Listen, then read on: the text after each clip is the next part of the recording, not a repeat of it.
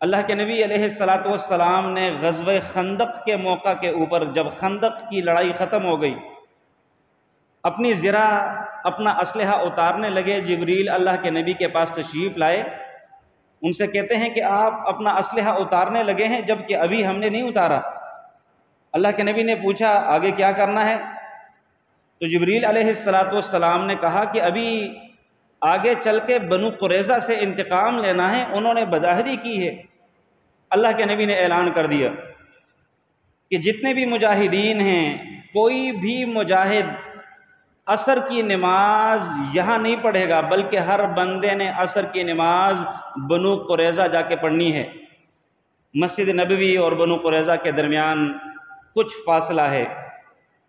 صحابہ کرام چل پڑے، عصر کی نماز کا وقت رستے میں ہی ہو گیا، لیکن سبحان اللہ، اللہ کے نبی علیہ السلام کے حکم کے اوپر جان دینے والے لوگ، اللہ کے نبی علیہ السلام کی من وعن اطاعت کرنے والے لوگ، وہ ایسے تھے۔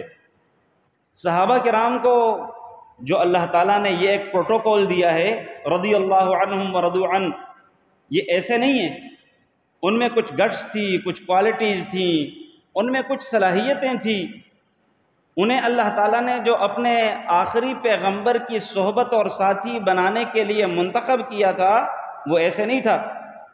صحابہ کرام کا آپس میں اختلاف پڑ گیا کہ بھئی عصر کی نماز کا وقت ہو چکا ہے، لہٰذا ہم نماز پڑھ کے آگے چل دیتے ہیں۔